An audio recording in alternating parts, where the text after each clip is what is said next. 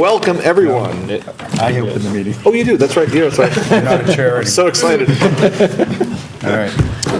Good evening. Welcome to the reorganization meeting for the Bennington School District Incorporated. Can I confirm that candidates have been sworn in? That I have. have been sworn in? Nope. Not yet? Okay. I remember. I went There. just before the meeting. So we'll do that soon, but just refrain from voting on anything tonight, Jackie, would be my recommendation. Okay, nominations are in order for the chair of the Bennington School District Board of Directors. Do I hear any motions? Yes, I have a motion that we keep I make the motion that we keep the directors as they are, with Chris being the chair, Chala being the vice chair, and myself being the clerk for the remainder of the BSD board. Is there a second to that? I would second that. Okay, are there any other nominations? Seeing none, I will close the nominations and I'll call for a vote. All in favor of the motion on the floor, say aye. Aye. Any opposed? Any abstentions? The motion is passed, and I will turn the meeting over to the chair. Thank you. And thanks, everyone, for being willing to serve in your office positions. And thanks to Jackie Prue, who has been sworn in as a newly re-elected school board member. And congratulations to Jackie Kelly, who has been elected but not yet sworn in. And we look forward to her being sworn in and participating to the fullest of her abilities. Before we begin the agenda, I would like entertain a motion to amend the agenda to allow for the warning of a special meeting to clarify issues related to the warning of the annual meeting. So moved. Thank you, Jackie Prue. Could I have a second, please? Second. Thank you, Chayla. Any discussion about adding that to the agenda? What are we doing? Hearing none, all those in favor of amending the agenda as stated in the motion, please signify by saying aye. Aye. Any opposed? Any abstentions?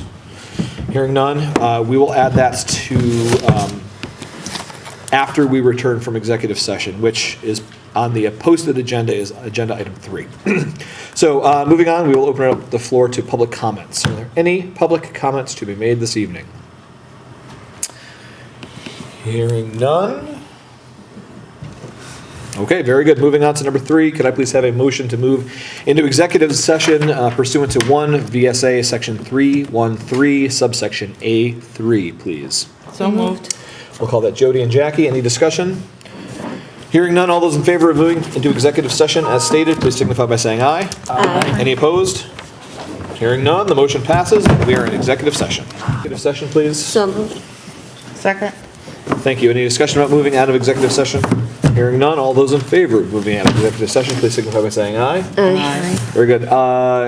Mike, do you need it brighter in here for the purposes of recording? Okay. Could we have it? Jackie, yeah, you Thank you. take a nap on it. So we could write? Thank you so much. Now my flashlight.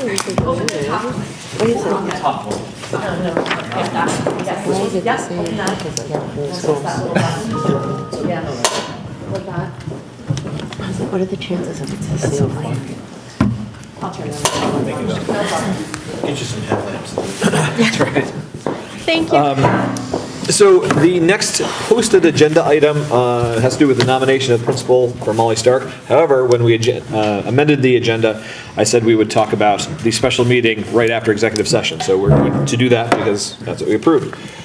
So at the floor meeting for the BSD, the day before town meeting day, it was brought up that the meeting may not have been warned precisely in the manner that it shall be warned, that it should have been warned.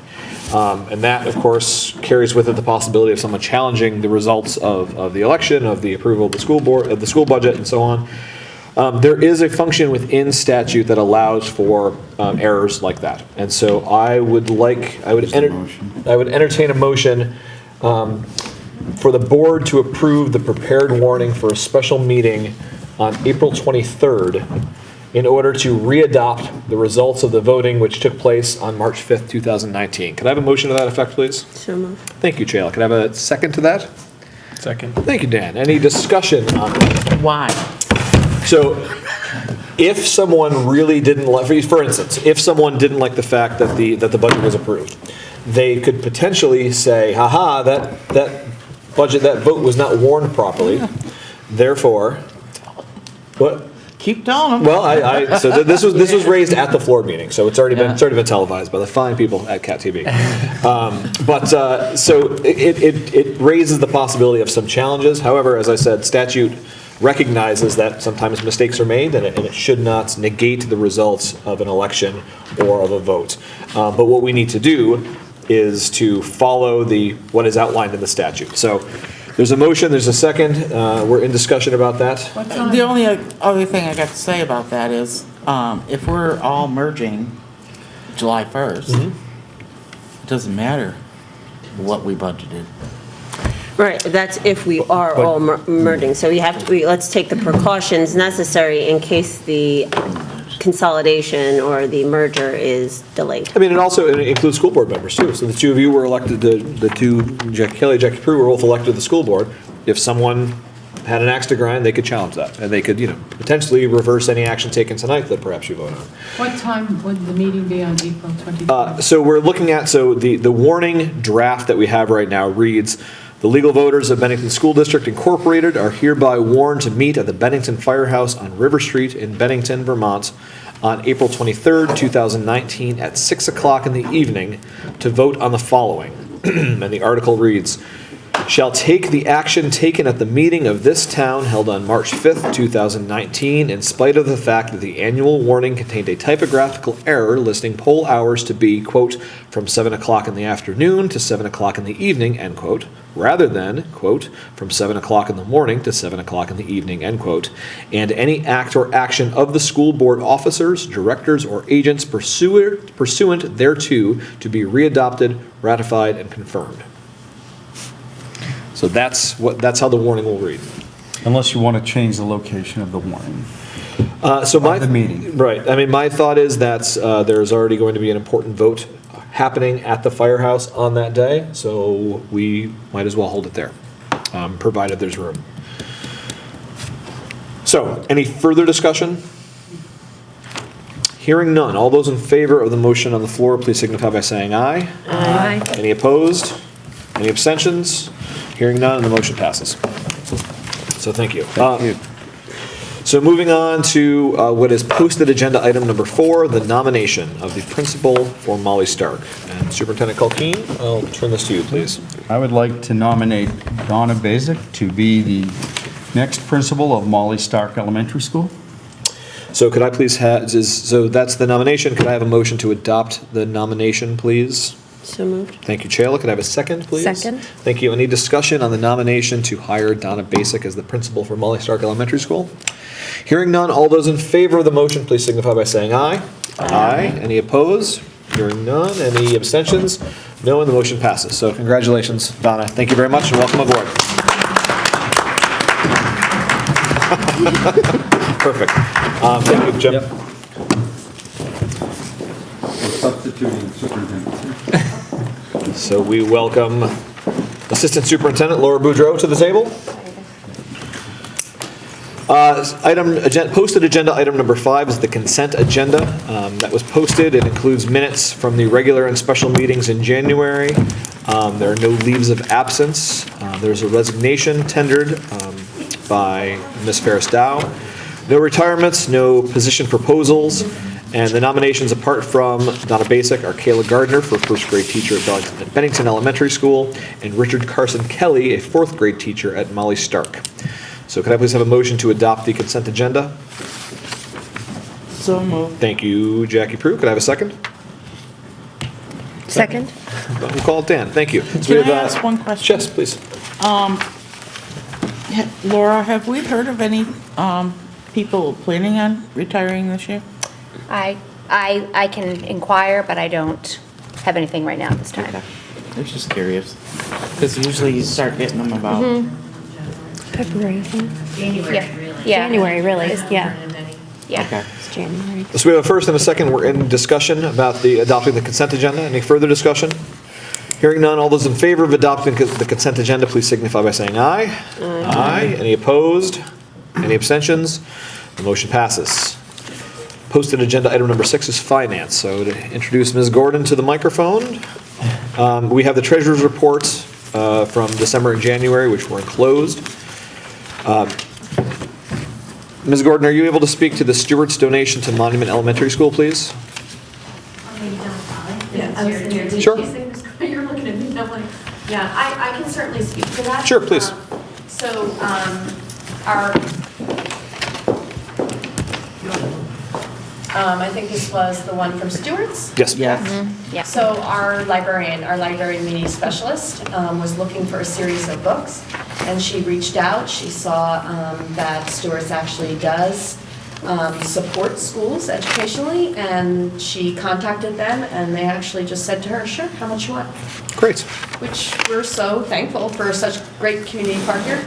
And she's buying a series of books specifically for the library, for our 4th and 5th grade students to use. So we're incredibly thankful. Do you know how much the donation is? It's $200. Yeah. Thank you. Yes. Very good, thank you. So all those in favor of accepting the donation in the amount of $200, I need a motion. Could I please have a motion to accept the Stewart's donation? So moved. Thank you, Jackie Prue. Could I have a second, please? Second. Thank you, Chayla. That first and a second, any discussion about accepting the Stewart's donation? Hearing none, all those in favor of accepting the Stewart's donation, please signify by saying aye. Aye. Any opposed? Any abstentions? And it passes. So thank you very much to Do we need to Stewart's. send them a letter? So I would like for this board to empower the clerk to send a letter of thanks both to Stewart's and to the the library specialist here at Monuments in recognition of that work, that extra work. Anne Marie Witt. Anne Marie, yep, Anne Marie Witt. The third item under finance report is the authorization of executing contracts. So the contracts, all the teachers' contracts were signed by the chair this morning. And Ms. Gordon, is there anything further that needs to be done with that? It's just something that we like to do annually after the board reorganizes. The auditors have asked us in the past, who has authorization to actually sign contracts, and per statute, it's the board. So we've asked for a motion to authorize the superintendent or his designee to enter into contracts that would be an occurrence of a day-to-day operations, like our purchase orders. Or, well, I don't know if anybody has you want me to read the motion? If you would, please. To authorize the superintendent or his or her designee to execute contracts on behalf of the Bennington School District, purchase orders, agreements for consulting services, grant agreements, and other contracts arising affecting the routine operation of the school district. The superintendent or designee shall not execute any contracts resulting from a public bid process, any employment agreements, and any long-term contracts without express authority from the board. I would entertain a motion to the effect of what Ms. Gordon just read. So moved. Thank you, Chayla. Do I have a second? Second. Thank you, Dan. Any discussion as to the motion that Ms. Gordon just read for us? Hearing none, all those in favor of passing the motion as read, please signify by saying aye. Aye. Any opposed? Any abstentions? And it passes. Thank you very much. And then the final item under finance, Ms. Gordon, is the SVSU Central Office Lease Agreement. Can you speak to that, please? So the current lease we have with the BSD will expire in June. So we're asking for an extension on that lease for 1 year. And does that require action from this board? Yes. I think historically, I don't know if it's actually come to the board, but I would feel better about it if the board authorized us to actually rent the property Yes. for another year. Okay, so do you have specific language that you need represented in that motion? Or is it No, simply just probably to authorize the board chair to sign a 1-year lease agreement with the SVSU for the. Okay, very good. So I would entertain a motion then to authorize the board chair to sign a 1-year lease between the SVSU and BSD. So moved. Thank you, Chayla. Could I have a second, please? Second. Thank you, Jody. Any discussion on that? Yes. Yes. I don't exactly understand the central office lease from the BSD point of view. I thought that would be with the SVSU. No, we So own the building. the BSD owns the property on Beach Street Extension. So yeah. we're getting money. Yes, Okay. yes. And we kick a little bit back for our share of the SVSU, but yes, primarily that Thank comes you. to us. Any further discussion? Hearing none, all those in favor of authorizing the chair to sign the 1-year lease between SVSU and BSD for the Beach Street property, please signify by saying aye. Aye. Any opposed? Any abstentions? Very good, the motion passes. Thank you, Ms. Gordon. Item number 7, facilities. We'll turn to Jackie Prue first. Any comments to be made on the facilities? No. Okay, very good. So the board would recognize Jerry Prue. Ms. Prue, anything to state about facilities? No, we're all in good shape. Hopefully the winter season will be over soon and we won't be spending all that we're spending. So there's some wood over there, Jerry, if you could knock on that, Our please. heating system is really working well. Great. Excellent. Thank you very much. You're welcome. So moving on to posted agenda item number 8, the anaphylaxis. Thank you, anaphylaxis.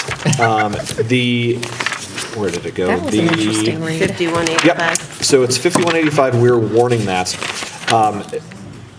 I would recommend that board members read this. There's a lot of language that has been stricken from it. Yes. And adding language that recognizes children's guardians, not strictly children's parents, and specifying that those folks in charge of children will always be notified. That was some language that was missing. It goes down through the admin regs and eliminates some of the symptoms that are identified with anaphylaxis. It goes so far as to note dosages that should be given at various times. So that has been warned. We'll revisit this at a future date. So could I have a motion to warn policy 5185, please?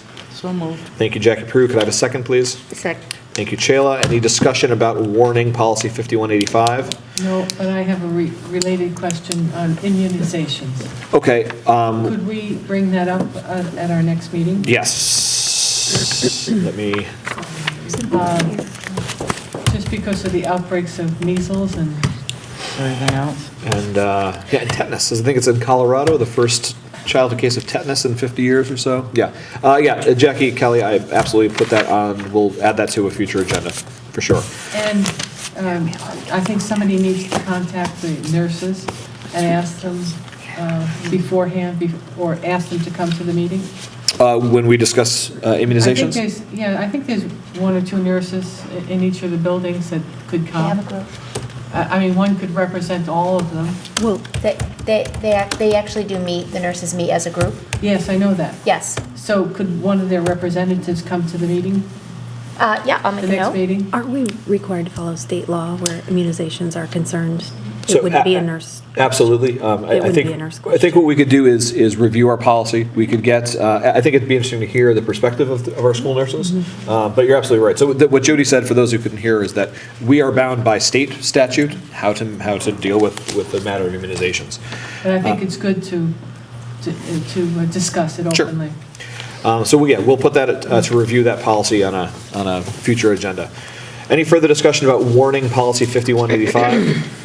Hearing none. All those in favor of warning policy 5185, please signify by saying aye. Aye. Any opposed? Any abstentions? Very good, and that has been warned. So posted agenda item number 9, the educational matters. So we would welcome our building principals to take the mic.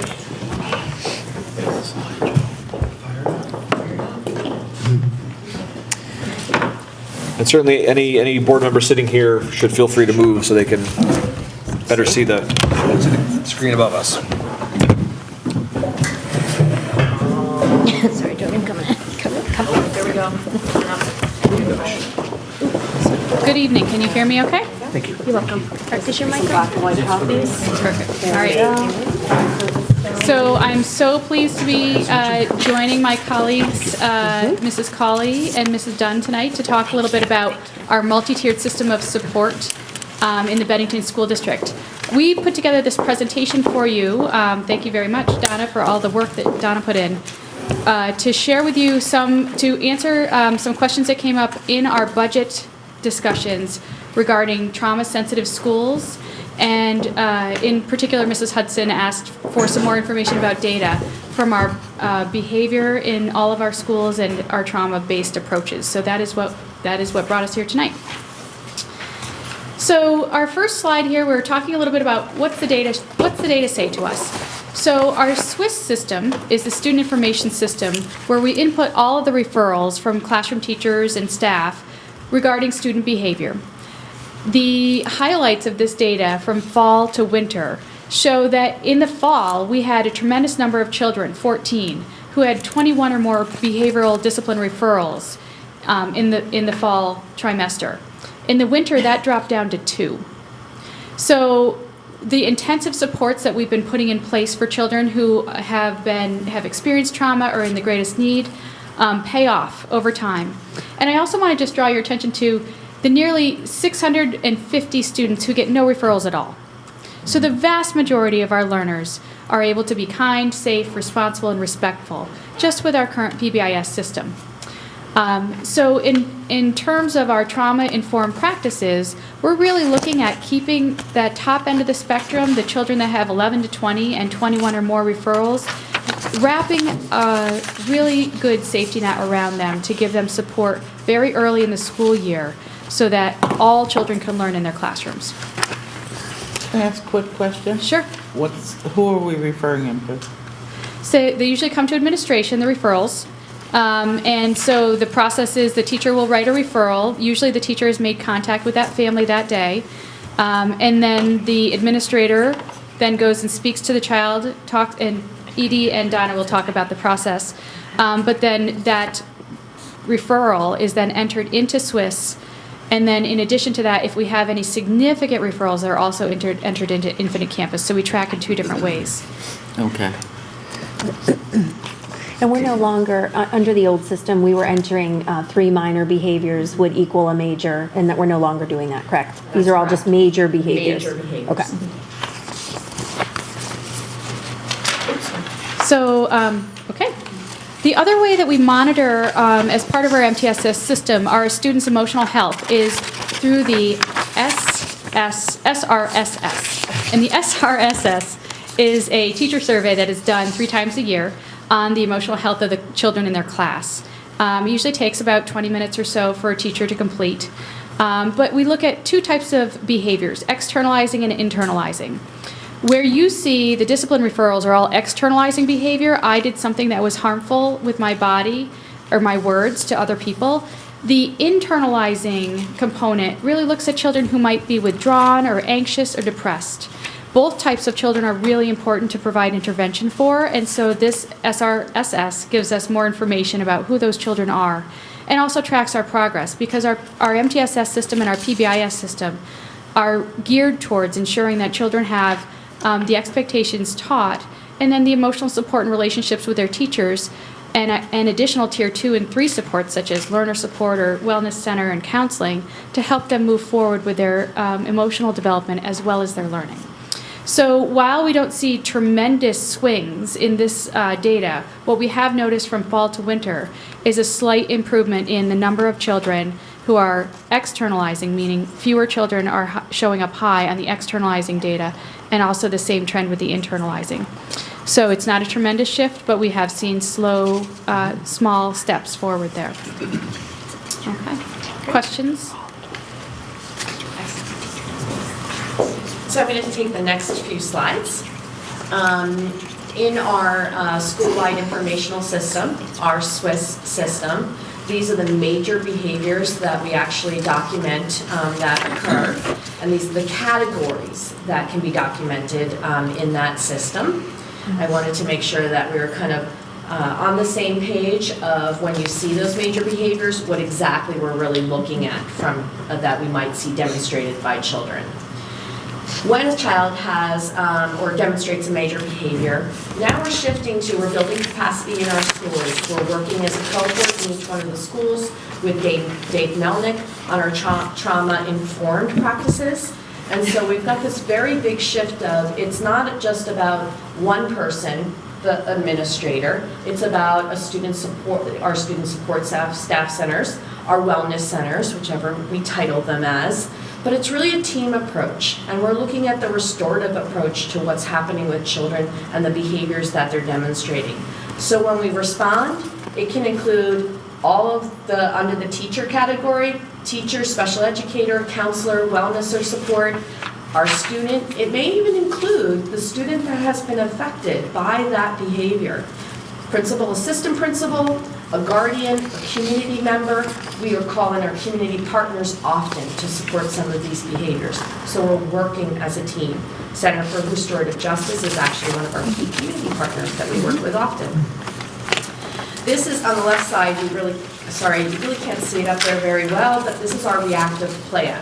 And this is just an example of Monument's reactive plan, but actually all of the schools within the SVSU have a reactive plan that is very similar to this. So when you talked about, Jody, some minor and major behaviors, you'll see at the level 1, we're talking about some minor behaviors.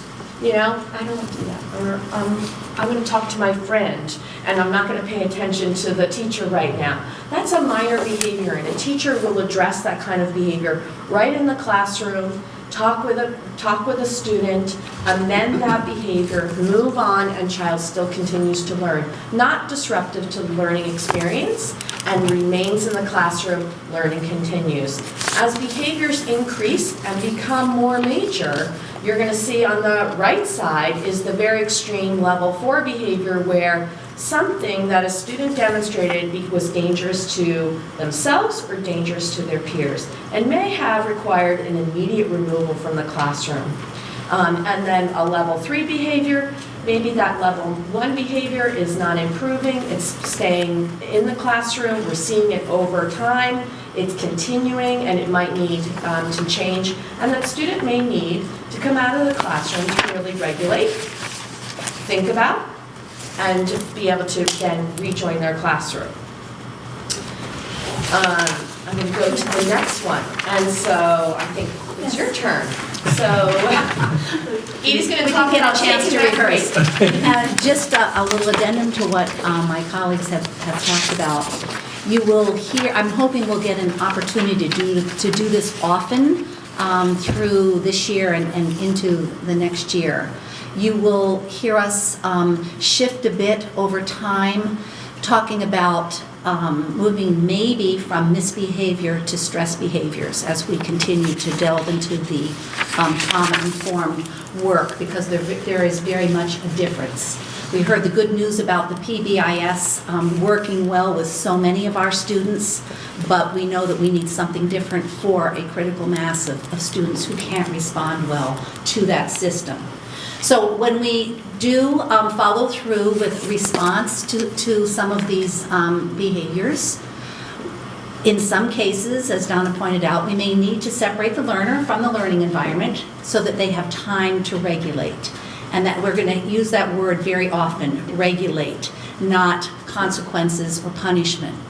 Once they can show an ability to re-enter, and that looks different for each student and depending on the adult that's working with them, and then they may return to the classroom to demonstrate that they can, because that is our ultimate goal. It is not to keep them away from that learning environment. Donna, can you go to think?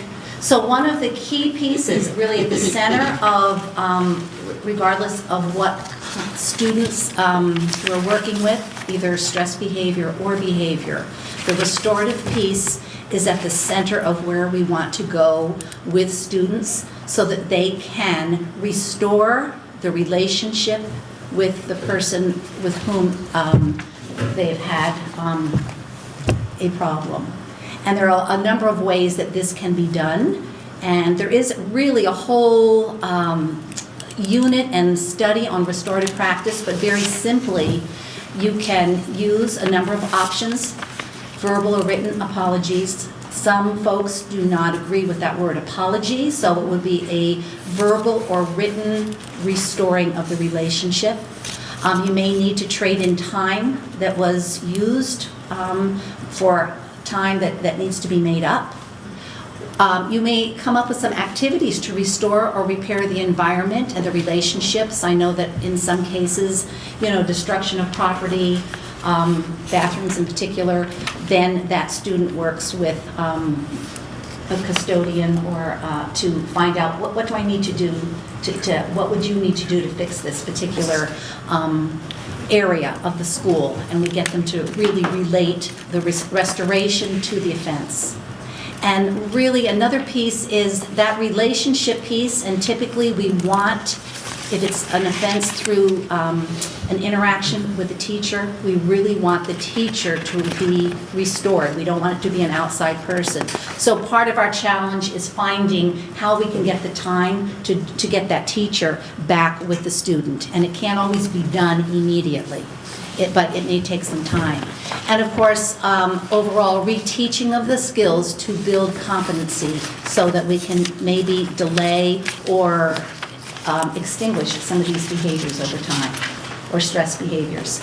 So there are so many things that we want to share with you in terms of process in the school that you may, it's very, very, it's time consuming but important. The parent communication, or I like to call it family communication because of the nature of some of our families now are not immediate parents, that is key. And we're finding that the more we involve parents and families, I just made my own mistake, that we're getting really good results. It's really important that we have functional behavior assessments, behavior improvement plans. In some settings, we're calling them success plans, regulation plans, because when we shift the language, we will shift our practice.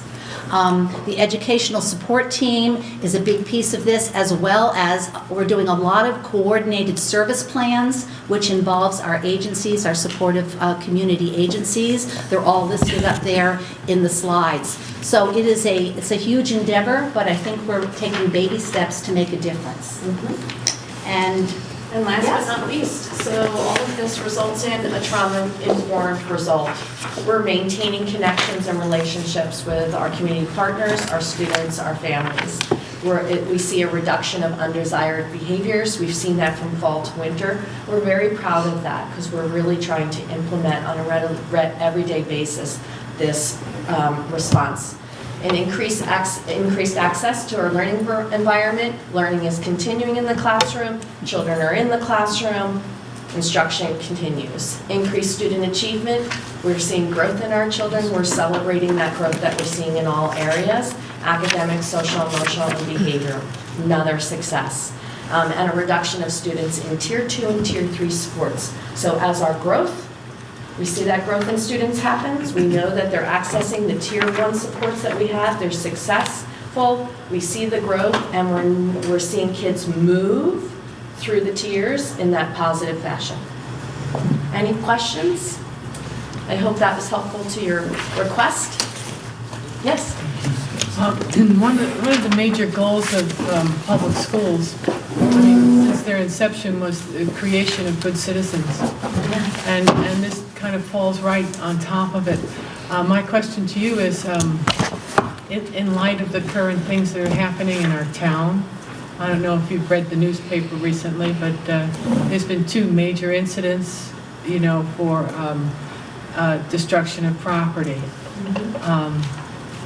And it's not obscenities, it's racial. So with your older students, have you discussed this, or is that part of, when something like that happens in community, I'm sure children know about it and are aware of it. I just wondered if that's part of the, one of the things you discuss about being a good citizen. I think that actually in our programming, in our Connect with Kids programming, we have very specific lessons that speaks to racial justice. I don't think that in particular that event has been a discussion in our classrooms lately, certainly not in our school. However, we're constantly supporting that. We're a community, and racial justice is at the forefront. It is important. And we're all a part of this community, and it's also the larger community too. So we do have lessons. It's about also making sure our school community is aware that we have literature that supports that in our classrooms. Our students know that we support that. Things that are hanging in our schools. If you go around and you look, what shows on our posters in our schools. So I think that's a part of, certainly is a part, it's us. It's not a separate part, it's us. And that if we're supporting one another as a school community, they have to understand that they go out and we're a larger community, and that we're all working together. So racial justice is a big part. I know that the superintendent actually is working with a team of adults and a committee in the community. And I know that the NEA is actually also working together in regards to how we're making sure to support our students and our families in our community. Is that helpful? That's great. Donna, when we look at the winter Swiss data, Yes. I'm thinking out loud here. So bear with me. Go right ahead. I'm thinking about that range of November to February 1st with a Christmas break in there. And I'm looking at that it's a brief period, and there are, and I'm thinking about major behaviors, and I'm thinking about number of students, that 14, 7, and 2.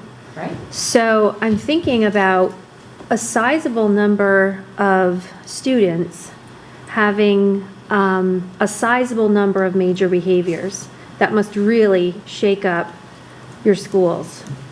And I'm wondering if the plan that we have for the, and I'm losing the name of it,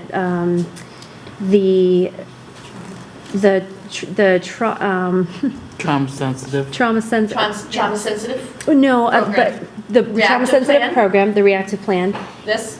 is that, no, sorry. The one we presented at the The one last you meeting, presented about. which We just had gave you a- money it for was Yes. designed budget. for students. Is, budget, yeah, is that everything you need to help calm down what's going on, or are there other things that you need? Well, I gotta get in here. Thank you for helping No, me through that. It is a start. It's a start. beginning, because the parallel play to that is to continue the trauma-informed or heart-centered learning for the entire staff, so that they can implement more proactive responses to students.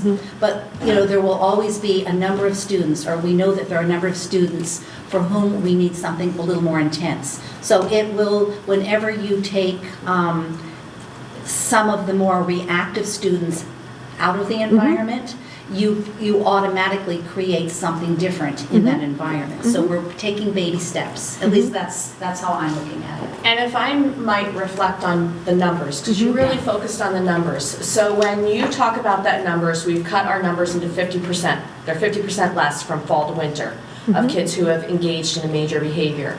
Yeah, I was trying to look at recent numbers. That's why I was looking at the Right, winter. so you had Yeah. close to 44 in fall, and now we have 31. So it's a pretty significant drop. And I think that we have to all remember that a student in trauma is very different from a student who is in need of some sort of specialized instruction. So when we talk about the trauma-sensitive program that you've actually supported for us for next year, we're talking specifically about children who are in trauma. And trauma is not something that will continue with students. If we have students who have been identified with a disability and need some specialized instruction, that may be for a greater length of time. So what it will allow us to do is really flesh out those students who are in trauma and those students who we know are in need of some specialized instructions and would be identified as that kind of a learner, all right? And also, the other thing that, and I can't tell you how many in each category, but when you look at major behaviors and you look at those children, so you have to really think about, and this is what we do on a daily basis. We disaggregate the data. We look at the data. We look at the behavior that individual children are engaging in. And then we respond to what that behavior needs and how to support that child. So maybe it's a major disrespect. Maybe it is a major in physical aggression. We respond to those very differently. in regards to the needs of the learner. So I think those are really important things to remember. This is really overarching. It's an overview of what we wanted to provide for you, but we really go deep into what children need when we get this kind of data. This is a gauge. We're data-based decision making, so this is really, really important. However, we're looking at kids who are in trauma, how do we respond to them differently than maybe those who are identified and are in need of some specialized instruction. I have no doubt that our teachers and administrators are doing an incredible job, an incredible amount of work. And I just want to make sure that we're doing what we can to support that work. Thank you. Because if there's something else you need, we want you to ask us. So the model that we presented, so we know that trauma, when a child has experienced trauma, it is not just that child that's experiencing the trauma. That family unit has experienced trauma, whether the trauma is homelessness or a separation or violence. That entire family needs to be the unit of care. So what the board allowed in terms of the trauma-supported programming for next year, what it will do, it'll allow us an intensity of support for that entire family in the moment of need, instead of having them wait and having us manage at the school. Now, the big question is, how many children will we have and families will we have that have this situation next year? That's, no one can tell. But this year, we've seen fantastic success with working with stabilizing families in coordination with our community partners, the mental health and medical fields, and families. And this just allows us, really that work is being done by the teacher and the administrator and the counselors, and this allows us social worker and behavioral supports to complement that and give it the level of intensity children need when they are most in need. So that if 4 children need it at the same time, and you have like one counselor or one administrator and one teacher, you're not splitting yourself that thin. You're allowed to meet each child's needs at the time they need it instead of when you can get to them. So I think it'll improve the immediacy of our response and the intensity of the response and the therapeutic component of our response, because really this is the first time this has been modeled in the school. So we'll have to take a look at after the rollout and adjust. As you know, if we have 52 children next year that need it, or just kidding. But I think it'll be a great support to your entire school community, because everyone really pitches in when there's a child in need. So this will support everyone from the para-educators to the teachers, to the counselors, to the Learning Support and Wellness Center and your administration. And Jody, we can already identify actions within the school. We've already started some at Bennell that have made a difference after doing a site visit to another place, that we can learn from other places who have incorporated some of these practices, and they can be very small things. But I think we're just really energized about the improvements we can make within the school setting. And a big piece of it is helping teachers who have never been trained to really understand all of this, how to shift their thinking, beliefs, and response to stress behaviors. It's really that simple, but that complicated.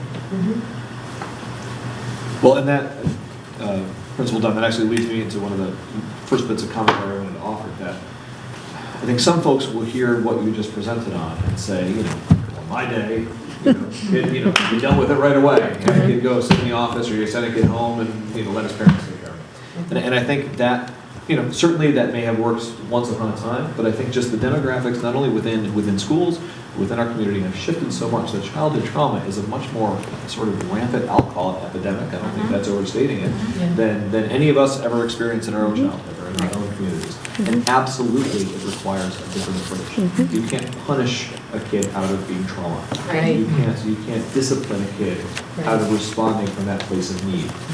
So I think this is a very forward-thinking approach to how to help not only the students and their families, but the entire school atmosphere, as we just spoke about.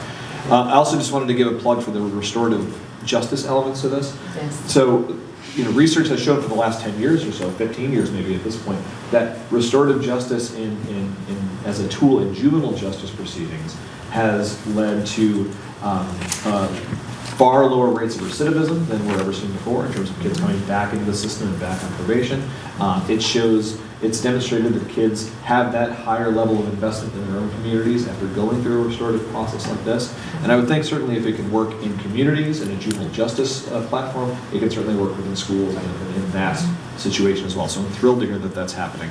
And with that, as you said, it takes a lot of extra work. So just thank you to the teachers, the administrators who are making sure that happens. I mean, it's one more thing to pile on a teacher's plate, and I get that. And that's the only thing that doesn't sit well with me about this, because it's just one more thing that we're taxing our teachers with. But it is incredibly, it is sensitive, it is responsive in a data-driven way, and I think it's just great. So just thank you very much for sharing what you shared tonight. Thank you. So anything else around this? Okay, great. Thank you.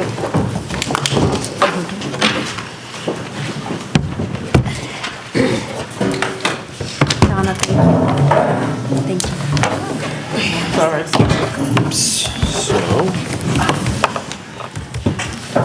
And welcome, Meredith Capella. So we are going to, I believe, my computer is coming back to life, but the next agenda item is the superintendent's report, and we will turn to Assistant Superintendent Boudreau for that, please. Thank you very much. So I want to thank Principal Colley, Principal Dunn, Principal Abbott for their presentation tonight. And so I'm going to stay in that vein for just a couple of minutes to let you know that at the district level, we support this work in the context of the SVSU. In regards to PBIS, we have a district level team for which all 3 schools have representation. It helps to monitor our multi-tiered systems of support, and we spend each meeting focusing on PBIS and then other practices now related to trauma. And yesterday, we start every meeting with because when you're working with kids in trauma, you need to support each other. And so we always start those meetings with, what are your current strengths? What are your challenges? And then as a district, with those representatives, we problem solve as a team to help each other. And we did that yesterday. And then the meeting closed yesterday with 2 Bennell staff members sharing a circling activity that could be used in other buildings. And so I just wanted you to know there's this collaborative platform for us to come together and share that then reaches out to other buildings. Also along those lines, as of the last SVSU meeting, and I think it was the 27th or 26th, we officially hired the SVSU, the first ever, social emotional behavior coach. So that is a position that's funded through the grant, and Jessa Lynn Ordway started in that role, and she attended this meeting yesterday to network with schools, and her goal is to support Tier 1. So she can actually, just like we have literacy coaches, she can go in the classroom and help to coach teachers in some of the practices that the principals were sharing with you this evening, which we're really excited about. Sometimes when I remember being in a classroom and the door closed, and sometimes you want someone else to come in and help you out, so we're hoping that helps with that piece. And then they referenced our work with Dave Melnick, who is the Director of Outpatient Services for NIFF Vermont. He's a licensed clinical social worker. He's been with our district now for 2 years, I think we figured out. He started going to each building and supporting team discussions and troubleshooting. And that has branched out now into a cohort. Every building has representatives that last summer took a graduate class with him. And now those 2 people are back in each building and can network with the leadership teams. It was so popular that cohort of about 20, Laura, we need more. So he is this summer going to come back. It's special when they come to Bennington to offer these opportunities. Our teachers, that just, it really helps. We're in Southern Vermont. It's great when you can get people to come here and offer things. Right. So he's coming back this summer to do Trauma 2 with the cohort. And I sent the email out, and we basically filled the class within 2 days. They had to take Trauma 1 first. So now, you'll never guess what I have. I have a whole group of teachers now that said, can we please have the Trauma 1 class? So I haven't asked him that yet, but we'll see. But the other layer I want to add to the work that he does with us, if you want to build inner capacity, it also has to be embedded in your leadership team. And so part of his current work with us this year is to do this trauma-sensitive work with our leadership team. So we had a 3-hour leadership team session with with all of us, sat in the room, principals, associate directors, everybody, and he led us through it's the first of multiple sessions to make sure that, because we all have to be talking the same language, and I think one of my biggest takeaways from that work was that we all have to take care of each other and listen, and again, identify the strengths and challenges, but work as a team. So I just wanted you to hear, as the district, how it's all kind of interconnected. Excellent. Thank you very much. Anyone have any questions for Assistant Superintendent Boudreau? Great. Hearing that, thank you very much. So to the chair reports, just a few brief items, and less about this board than the transitional board, which is in place. So the transitional board, which this is with regard to Act 46. The transitional board, again, is comprised of the chair and clerk from each of the member districts that will be merged through Act 46. For the BSD, that's myself and that's Jackie Prue. We met last month. The transitional board was formed. The next meeting of the transitional board is this coming Monday, the 18th. It's at 7 o'clock at the middle school library. Probably the bulk of the business for that transitional board that night will be a review of the budget. So the budget as it stands right now for the merged district, the Southwestern, I should have written it down, I'm not going to be able to tell you what it is. The Southwestern Vermont Unified Elementary District. The budget for that has been compiled by Renee, by Ms. Gordon. Yeah, school district. I'm not sure what I said. The merged district. It's been put together by Ms. Gordon. It is largely a composite of all of the individual district budgets that were just passed. There are a few differences. So, for instance, BSD did not include funding for a school resource officer. However, other schools that are part of the merger did. So the budget that will be discussed at the transitional board meeting talks about funding that position for all the schools. So there are some slight differences there. The bulk of those will be discussed at that meeting on the 18th. Also on the 18th, with regard to the merger, is that petitions to run for the school board seats on the officially merged district are due to town clerks by the 18th, so due by Monday, this coming Monday. And then the election of the school board members for the new merged district are going to be held on April 23rd, which, if you recall, is the same night that we're going to be holding our special meeting to verify the results of the town meeting day vote. So those are a few important dates to note coming up. The other bit I wanted to chat about briefly, and I already mentioned, were school resource officers. School resource, we, as the Bennington School District, did not include funding for SROs in the budget that was just passed, but we did place on the ballot a non-binding resolution asking the citizenry if they would support the hiring and funding of a school resource officer in each of our three buildings to the tune of about $200,000 apiece. In total, rather. I'm sorry. That would be a lot. In total, the results of that non-binding resolution, 931 people voted in favor of funding those positions, while 778 people voted against funding those solutions. So not a landslide in either event. And again, as we've discussed on this board, the research is really split as to whether or not school resource officers are at least effective in warding off acts of violence in school.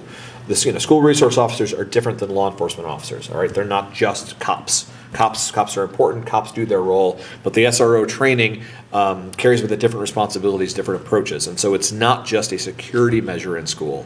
But from the eyes of security, the research is really split as to whether or not it helps stop that violence. So I think there's still discussion to be had regarding the SRO, and some of that will take place in the discussion of the transitional board. But that's it for the chair reports. I'm sorry, one more. As part of the chair report, as the newly elected chair for the time we have left as a school board, I need to make appointments to committees, and we also need to vote on our representatives to the SVSU. So in terms of appointments, I've made the following, and 90% of these I've cleared with people ahead of time, so I hope everything follows. Jackie Prue has been appointed to the Facilities Committee. Meredith Capella remains on the Food Advisory Committee. Jody will remain on the admin negotiating committee. Jackie Prue will remain on the ESP negotiating committee. Jackie Kelly will remain on the teacher negotiating committee. I will continue to serve on the policy committee, and Merity will continue to serve on the technology committee.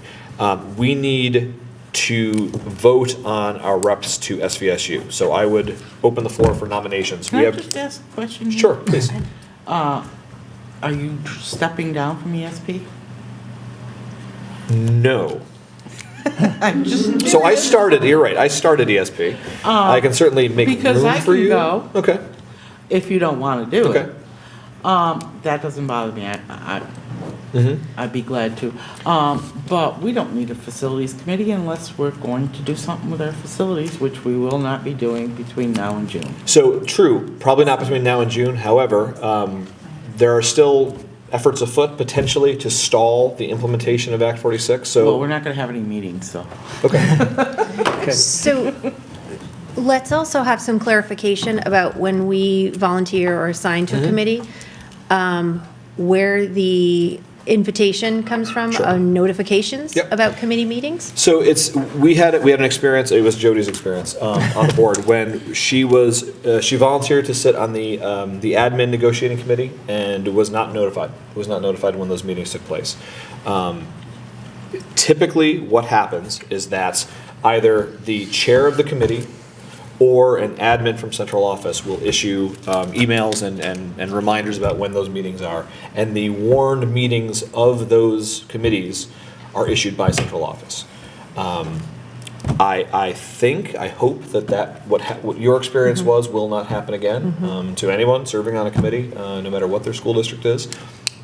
Mistakes happen sometimes, but I think it was more an unfortunate oversight than it was emblematical of an issue within the system and how it happens. Right. period. My appointment was in May, and they began in April. Mhm. So I would hope it was that kind of an oversight. Sure.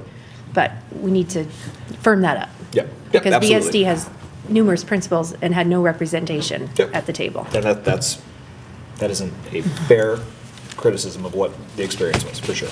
And if For I'm sure. going to do ASP, please make sure that I get the emails. So, Because I won't know. You're going to find out in the banner? Like I did? so there is a meeting tomorrow, Jackie, that was warned. What time? 5. Oh, I can make that. Good time. We'll race. That's the wrong one. They just can't make 3 yet. Thursdays I volunteer. It says March Been out. 14th, CDC Assembly at 5 PM. Yeah. Okay. So, Chris, since there's not an since that, we won't be renewing that contract, can you then take my name from that committee, since that committee won't be? So chances are, if the BSD goes away on June 30th. Gotcha. Then yes, then you're Okay. right, you won't have anything to do, Okay, but maybe it won't. okay. Status quo. Yeah. Okay. I will say with regard to the Act 46, so there was the lawsuit that asked for an injunction to be placed on the implementation of Act 46. That injunction was not granted, so things are still rolling forward. But who knows? It doesn't seem like a lot of time, but a lot can happen between now and June 30th. And one of the concerns that was raised at the last transitional board meeting was, are the steps that are being taken right now in forming the transitional board and creating a budget, is any of that irreversible if Act 46 is stopped? And the answer is no. There's nothing that the transitional board will take on that can't be undone like that. Yeah, I don't know if that answered your question or not, Jody, but Okay. that's. It makes sense. Okay. Okay. So moving on from committee assignments, we do need two representatives to the SVSU. Again, maybe only serving until June 30th, but maybe serving longer as well. So I'll open the floor to nominations for those. I'm sorry? I'll do it. Okay, so we have Merity offering. I'll do it too. I nominate, but I was interested too, sorry. I won't fight you for it. Okay. I thought it might be just through June, I wanted to dabble in that a bit. And I heard Chayla and Jan. Merity, are you withdrawing from? If there's plenty in the field, absolutely, I'll withdraw. So we will also need to elect one alternate. I'm interested, I can be an alternate as well. I'm interested in alternate or rep, either way is fine. So right now, we have folks volunteering and nominations for Jody, Chayla, and Dan. Any other nominations for the SVSU reps? We need to elect 2.